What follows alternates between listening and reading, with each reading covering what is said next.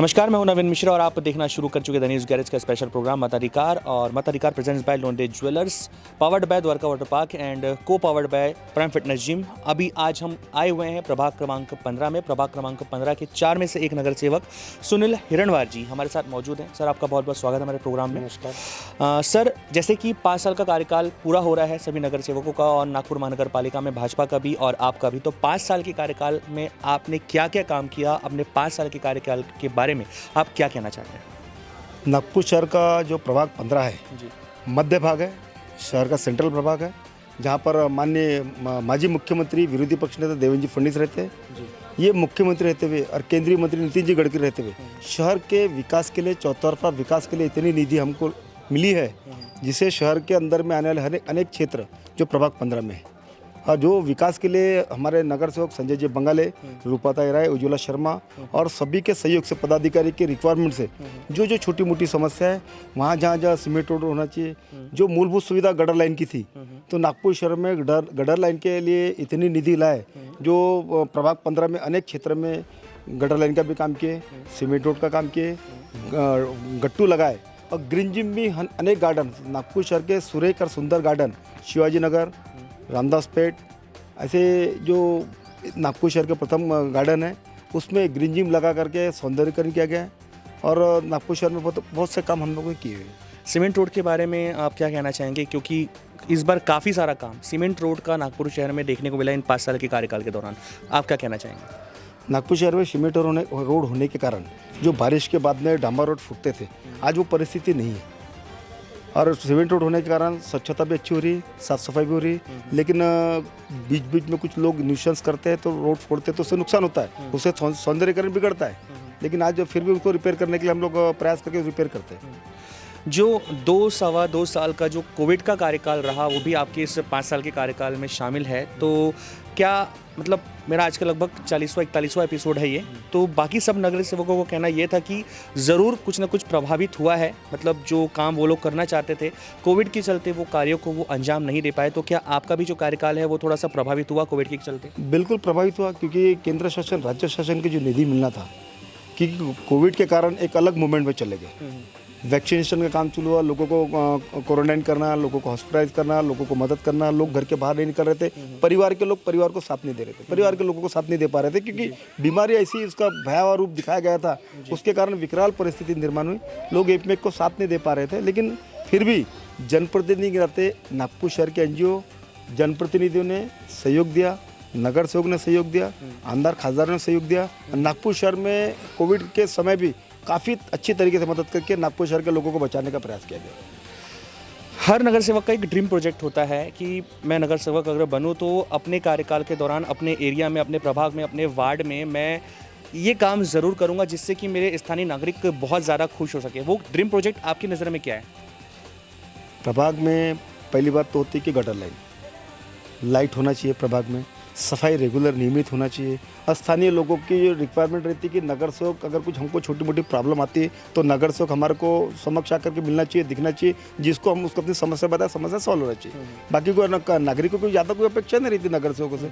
सिर्फ नगर सेवकों से प्रभाग में होने वाले गंदगी, न्यूसेंस और कुछ न्यूसेंस करने वाले व्यक्ति रहते हैं, उनको कंट्रोल करने के नगर सेवक अपना एक समिति में रहता, पुलिस कमेटी में, तो पुलिस कमेटी के माध्यम से उसको कंट्रोल भी करता है। जैसे कि आप धर्मपेट जोन के सभापति हैं तो आपके कंधे पे जिम्मेदारियां जो हैं वो ज़्यादा होगी, उन जिम्मेदारियों के बारे में आप कुछ बताइए। नागपुर शहर का जो धर्मपेट जोन है, टॉप जोन है, जिसकी जवाबदारी हमारे नेताओं ने मुझे दी है जी। और वो पूरी तरह उसको संभालने की कोशिश मैं कर रहा हूँ।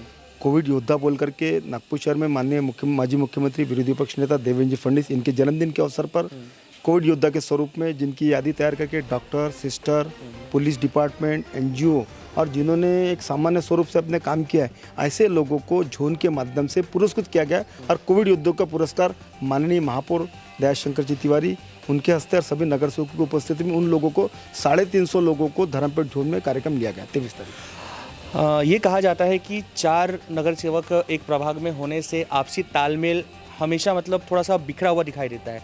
क्या आपके प्रभाग में ऐसा कुछ है? नहीं, हमारे प्रभाग में ज्येष्ठ नगर सेवक संजय जी बंगाले थे, एक अनुभवी नगर सेवक थे, तीसरी टर्म नगर सेवक थे, तो उनका अनुभव भी हमारे लिए काम आया। और रूपा तायरा एक बड़े परिवार की थी, उसको भी कंट्रोलिंग करने का अधिकार है। हमारे ज्येष्ठ होने के कारण उज्ज्वला शर्मा वो भी एक गृहिणी थी। चारों ने मिलकर के हमारे आपस में चारों नगर सेवक का समन्वय अच्छा था।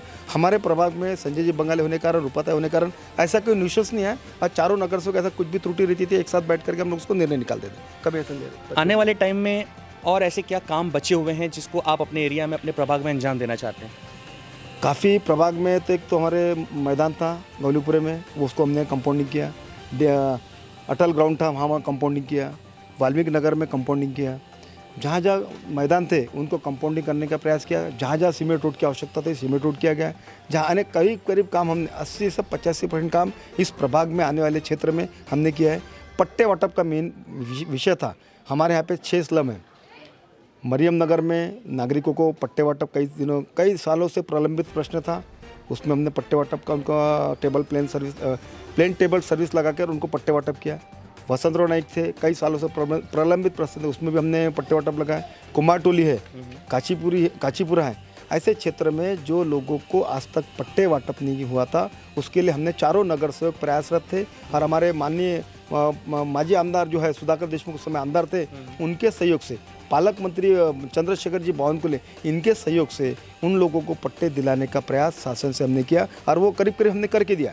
ये झूठी बात नहीं है कि भारतीय जनता पार्टी लोगों के लिए काम नहीं करती। भारतीय जनता पार्टी के नगर सेवक, भारतीय जनता पार्टी के आमदार, इन्होंने अपने इतने प्रयासों से वहाँ पे उनको मेन बोलते मालकी पट्टे देना चाहिए। मालकी पट्टे का हक हमने दिलाने का प्रयास किया, उनको पट्टे का वाटप भी कराया हमने।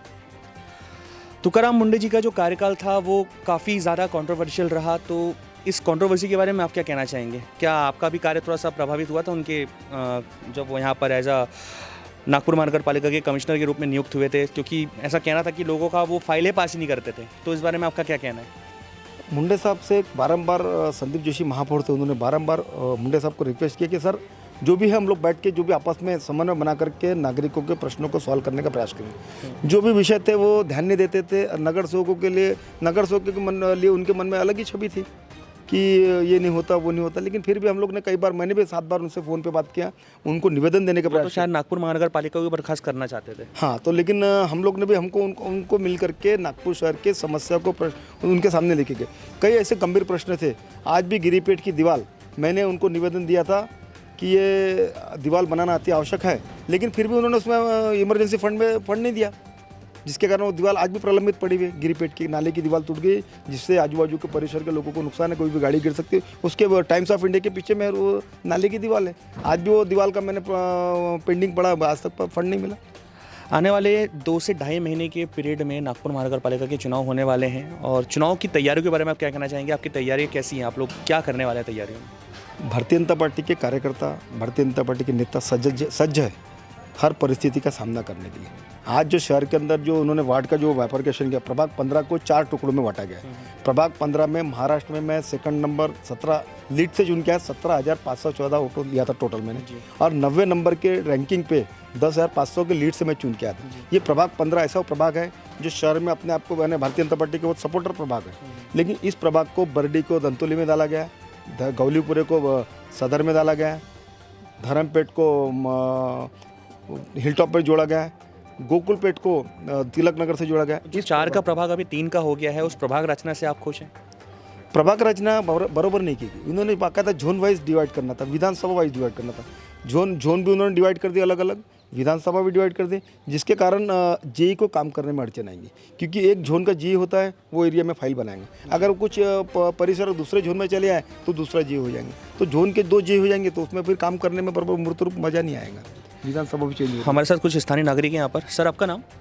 रमेश खंडेलवाल। रमेश जी, आप यहाँ पर कितने सालों से रहवासी हैं? मैं 30 साल से। 30 साल से। जैसे हिरणवार जी का कार्यकाल अभी 5 साल का पूरा हो रहा है, तो इस 5 साल के कार्यकाल के बारे में आप क्या कहना चाहेंगे? नहीं, काम अच्छा हुआ है। जैसे प्रॉब्लम थी यहाँ पहले, गटर लाइन की, सीमेंट रोड की, ये सब काम हुए हैं। बिजली पोल वगैरह लगे हैं, सब अच्छे। आने वाले टाइम में और क्या विकास कार्यों की उम्मीद आप करते हैं? और विकास तो क्या है, मतलब मेन तो यहाँ समस्या वही है। गटर लाइन की पुरानी समस्या थी, रोड की थी, पानी वगैरह बराबर आ ही रहा है, ऐसी कोई दिक्कत नहीं है। सर, आपका नाम? आकाश बानिया। आप कब से रह रहे हैं यहाँ पर? मैं बाय बर्थ यहीं पर हूँ। लगभग 20-25 साल से। जी सर। यहाँ पर विकास कार्यों के बारे में और हिरण कुमार जी के जो कार्यकाल के बारे में क्या कहना चाहेंगे आप? बढ़िया विकास हुआ हमारा पे, हर चीज़ जैसे ही नियुक्त होकर आए हमारे मामा जी यहाँ पर, तो सबसे पहले स्ट्रीट लाइट पूरे यहाँ पर बदले गए, फिर धीरे धीरे सीमेंट रोड पूरे हो गए। अभी कल ही हम मेरे घर के पास एक भूमि पूजन लिए, वो भी बहुत बढ़िया, अभी काम लास्ट में दे रहे हैं, बढ़िया काम हुआ यहाँ पर। जी हिरणवार जी, मेरा आपसे सवाल ये रहेगा कि बीच में अभी ये हवा बहुत ज़्यादा चली थी कि भारतीय जनता पार्टी के जो 60% टिकट हैं वो इस बार कटने वाले हैं और नए लोगों को मौका मिलने वाला है, तो इस बारे में आप क्या कहना चाहेंगे? ऐसा नहीं, पक्ष श्रेष्ठी का निर्णय है और जिन्होंने अच्छा कार्य किया है वैसे नगर सेवक का परफॉर्मेंस की उनका स्वरूप उनके पास में है और उनका एजेंडा उनके पास में है, तो पार्टी निर्णय करेंगी किसको टिकट देना किसको नहीं देना, क्योंकि उसकी क्षमता के आधार पर टिकट दी गई और कुछ लोगों के वार्ड एरिया कट गए, तो उनको भी कुछ एरिया कुछ वार्डों के कारण भी कटने वाले, कुछ रिजर्वेशन के कारण कटने वाले। नहीं, लेकिन ये चीज़ तो वार्ड कटने के पहले और प्रभाग रचना के पहले ही 6 महीने पहले ही डिसाइड हो गई थी कि लगभग 60% लोग जो अभी नगर सेवक हैं उनकी टिकट कट जाएगी। इस बारे में ये पक्ष श्रेष्ठी का निर्णय है, इसमें मैं बता नहीं सकता।